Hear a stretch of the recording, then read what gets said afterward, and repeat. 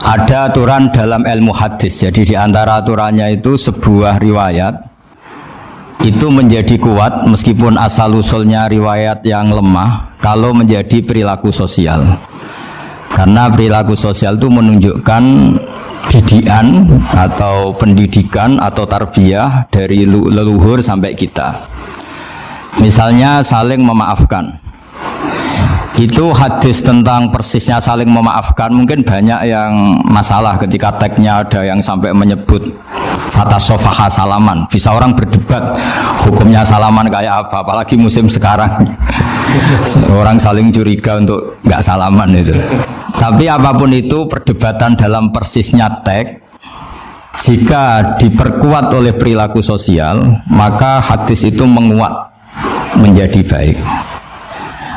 Saya mulai dari status kehambaan. Memang untuk menjadi ahli surga itu kita tidak boleh menandingi Tuhan, menandingi kekuasaan Allah. Sehingga syarat dasar masuk surga itu harus abdullah. Kita berstatus hambanya Allah. Disebut fadkhuli fi ibadi. Masuklah dulu sebagai hambaku. Jadi kita berstatus sebagai hambanya. Baru setelah layak jadi hambanya baru wadkhuli jannati, baru berstatus layak sebagai ahli surga. Jadi status kehambaan ini kita mantapkan dulu. Jangan ada status lain kita di depan Allah kecuali status kehambaan. Saya punya analogi dan itu saya ulang-ulang karena di antara ciri Quran itu mengulang-ulang sesuatu yang harus jadi pegangan. Saya ulang lagi, di antara ciri Quran itu mengulang-ulang sesuatu yang jadi pegangan. Jika kita belajar ilmu fisika atau ilmu apa saja, maka kita akan bicara materi sesuai statusnya. Jadi kita harus latihan untuk iman kepada Allah.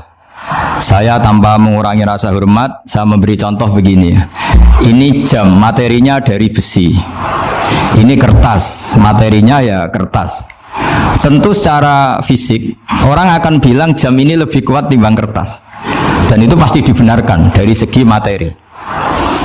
Tapi kalau Anda beragama dan Anda tahu bahwa pengendali alam raya ini Allah Ta'ala, maka kamu akan bilang, terserah Gus Baha gitu. Bisa saja jam ini saya punya niat saya hancurkan, kertas yang lemah ini saya simpan. Sehingga jam tangan ini 5 menit lagi saya hancurkan sehingga benar-benar rusak. Sementara kertas ini saya simpan sampai bertahun-tahun awet. Nah, kira-kira seperti itulah ilmu manusia. Sesuatu yang kita sangka kuat, ternyata Allah punya rencana menghancurkan itu. Dan yang kita sangka lemah, ternyata Allah punya rencana untuk mengabadikan itu. Nah, di sini pentingnya iman, lahu maqalidus samawati wal ard. Hanya Allah yang mengendalikan semua. Jadi jangan mentang-mentang kita punya ilmu bahwa materi besi itu lebih kuat timbang kertas, terus kita pastikan bahwa besi lebih awet ketimbang kertas. Kita sisakan satu keyakinan, terserah Allah, terserah pengendalinya. Nah itu agama. Bilang terserah pengendalinya itu agama. Nah kira-kira agama itu bukan anti ilmu, sehingga agama boleh kamu mengatakan besi ini lebih kuat ketimbang kertas. Tapi harus kamu tambahi dari segi materi. Tapi kalau dari segi pengendalinya, maka kita jawab terserah Allah Subhanahu wa Ta'ala. Nah ini di sini pentingnya beragama. Jadi yang disebut di surat Yasin misalnya Allah itu siapa? Biyadihi malakutu kulli, yang dalam kendalinya itu semuanya di alam raya ini. Sehingga di kehidupan nyata juga sama. Ada orang yang nekuni ilmu ekonomi tapi miskinnya Masya Allah. Ada yang gobloknya Masya Allah tapi kaya. Ada kiai yang punya doa banyak hidupnya biasa, yang nggak punya doa kaya. Itu saya pernah baca di sebuah hadis qudsi. Ada riwayat begini, Nabi Musa ketemu Allah ditanya, limadha, kata Allah, kenapa saya memberi rezeki orang yang bodoh? Ahmak itu orang yang bodoh sekali. Kadang tak ciptakan dia jadi orang kaya, dan yang pintar ekonomi kadang tak ciptakan jadi orang miskin. Si Nabi ini tanya, kenapa ya Allah? Supaya dia tahu yang mengendalikan rezeki itu saya, bukan ilmunya dia katanya. Jadi banyak orang, misalnya kita yang pinter dipekerjakan orang yang nggak pinter, yang punya pabrik tidak pinter mengerjakan orang yang pinter. Ya kira-kira agama itu seperti itu. Sehingga dalam kita beragama itu yang paling ditekankan itu tawaduk. Tawaduk itu merasa sopan atau memang sopan betul. Kalau dalam Ihya disebut sekiranya Anda tidak bisa tawaduk secara rasa, tawaduklah secara ilmu. Saya ulang lagi ya, sekiranya Anda tidak bisa tawaduk secara rasa, tawaduklah secara apa? Ilmu. Karena ilmu itu akan abadi. Saya beri contoh begini, saya ini kan misalnya kiai di kampung saya atau di kecamatan saya. Saya mungkin bisa merasa hebat karena saya tokoh di sini. Tapi pastikan sebelum ada saya yang bernama Baha ini, agama sudah jalan. Dan di daerah lain yang nggak kenal saya juga agama sudah jalan. Betapa tidak pentingnya saya di kawasan-kawasan yang nggak butuh saya atau di era yang sebelum ada saya. Nah, dengan ilmu seperti itu orang pasti tawaduk karena dia tahu daerah yang nggak ada saya ternyata ya ada masjid, ada agama. Periode yang sebelum ada saya juga agama jalan. Sehingga kita tidak kumo luhur, wah kalau nggak ada saya agama nggak jalan. Zaman Wali Songo tidak ada saya agama ya jalan. Ekonomi juga gitu. Kalau Anda pakar ekonomi yang mensejahterakan rakyat, cara tawaduk itu kalau nggak bisa dengan rasa, dengan ilmu. Sebelum ada kamu banyak orang kaya, banyak orang yang nggak kenal kamu juga kaya. Banyak periode yang saat itu udah ada Anda juga kaya. Berarti Anda ini tidak siapa-siapa. Nah, kalau kita tidak bisa tawaduk secara rasa, tawaduklah secara ilmu. Ikhlas juga gitu. Saya sering ngajarkan ikhlas di beberapa kesempatan ngaji. Kalau Anda tidak bisa ikhlas secara rasa, ikhlaslah secara ilmu. Pasti bisa, bukan mungkin bisa, pasti bisa. Secara ilmu. Makanya di Quran disebut fa'lam annahu la ilaha illallah. Ilmu, fa'lam itu dari kata ilmu. Saya beri contoh, saya mulai kecil sampai sekarang saya sekitar umur 50 tahun. Mulai kecil sampai sekarang itu ya bilang kalau kertas ini putih. Itu ya ada yang gaji, ada yang bayar. Tapi saya selalu bilang kertas ini putih. Yang hitam ya saya katakan hitam, yang merah saya katakan merah. Kenapa? Karena itu fakta. Saya ulang lagi, karena itu fakta.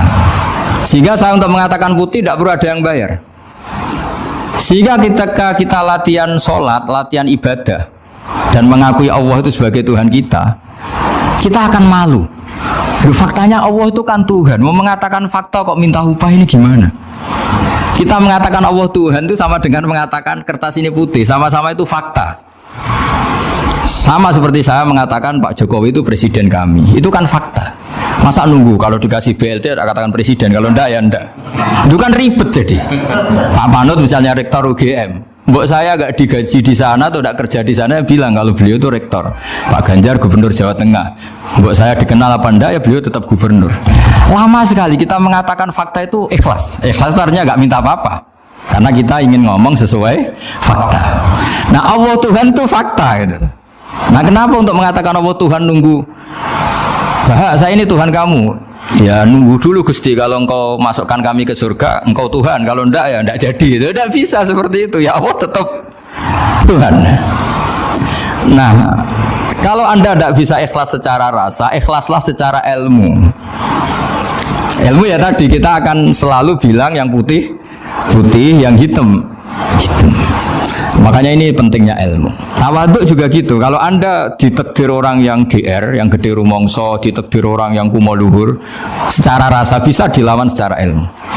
Ada periode di mana sebelum ada kita yang kaya ya banyak, yang dapat hidayat ya banyak, yang terpelajar ya banyak.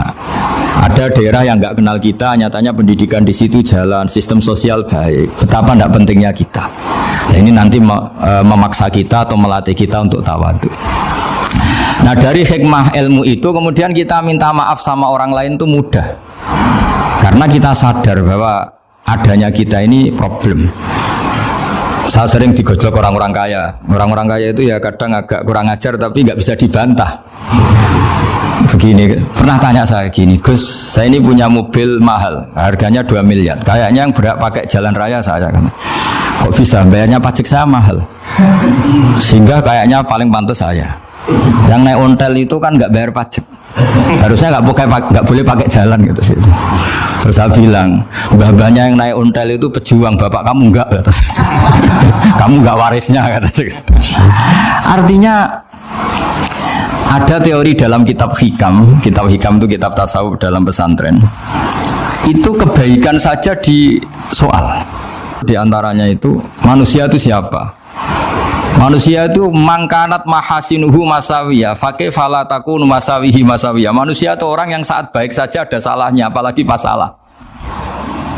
Makanya saya pernah diskusi sama kiai besar, guyonan sama saya. Kita kalau kiai besar sebaiknya kalau diundang di musola kecil datang apa enggak? Kata kiai yang satu, jangan datang Gus, itu jatahnya kiai kecil. Terus kata yang satu, datang Gus sebagai bukti tawaduk bahwa kita kiai besar pun mau diundang yang kecil. Akhirnya kita ini ya kadang datang kadang enggak, karena kadang kita enggak datang supaya jatah rezeki kiai kecil enggak terambil. Kadang ya mau datang supaya dikira tawaduk. Makanya kalau seorang profesor sering terubah di bawah itu ya kasihan yang S1, SPDI itu kan nanti gak jadi bintang kalau profesornya sering turun. Kalah terus itu.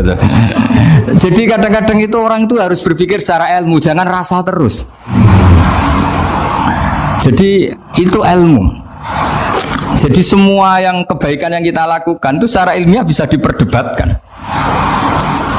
Ada orang senang ngomong serius supaya bangsa ini maju. Tapi bapak saya itu pesan saya, kamu kalau ngiyai itu jangan sering ngomong serius kan. Masyarakat sudah capek mikir utang, mikir keluarga. Udah gitu sowan kiai dijak ngomong serius lagi nanti capek kan. Sehingga kiai-kiai dulu tuh kalau ketemu orang ya guyon terus. Karena tahu masyarakat sudah capek. Sudah banyak yang takut tanggal kredit gitu. Sudah takut tanggal kredit, takut problem sowan kiai diancam neraka lagi, itu kan ketakutan berkali-kali. Jadi makanya ini kan kebaikan itu dievaluasi karena kita tidak nabi, tidak wali. Jadi kalau kata hikam itu apa yang Anda kira baik itu ada masalah, apalagi sedang masalah. Saya sering cerita ada orang suami istri harmonis sekali. Itu tanyakan ibunya, pasti mulai gak peduli dengan ibunya karena terlalu harmonis dengan istri. Oh, itu pasti bukan mungkin lagi. Jadi jangan tanya istrinya, tanya ibunya. Oh, jok nikah lupa saya, ngalor ngidul sama istrinya. Tanyakan temannya, wah itu jok nikah lupa temennya. Tapi yang baik sama teman, tanyakan istrinya, jatah belanja untuk ngopi. Ya begitu terus itu. Jadi siklus sosial itu. Nah, di sini pentingnya saling minta maaf karena dalam kebaikan kita pasti ada kesalahan. Ketika karir kita baik di pemerintahan maupun di kampus, pasti dengan sendirinya ada yang agak tersingkirkan. Meskipun itu sudah hukum alam, tapi apapun itu kita harus minta maaf. Maka kita tetap istighfar, tetap saling minta maaf. Di sini pentingnya dawuhnya para wali-wali. Dulu ada istilah wastighfaruna yahtaju ilal istighfar. Ketika kita minta maaf, sebetulnya minta maaf sendiri itu butuh minta maaf lagi. Minta maaf lagi itu butuh minta maaf lagi. Misalnya saya dengan Mas Hilmi ini akrab, pernah pakai uangnya misalnya. Itu kadang kita bayar itu malah tersinggung, kok kayak orang lain saja bayar.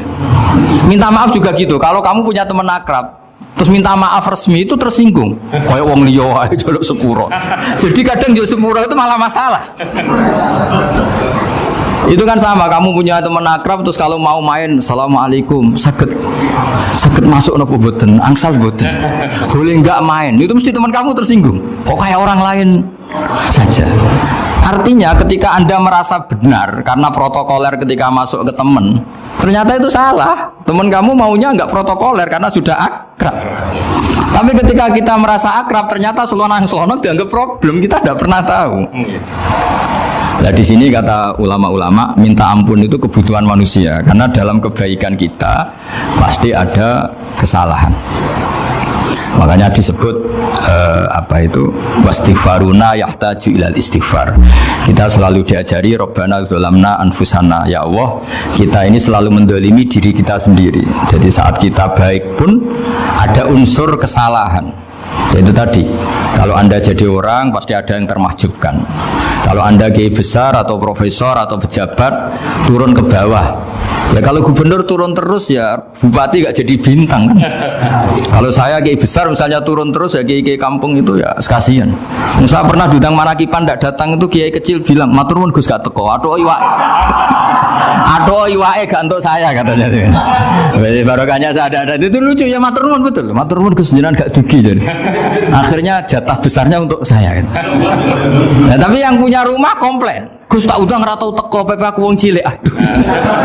Nah ini saya harus mendahulukan versi Sohibul Bait yang punya rumah apa versi Kiai yang termakjubkan.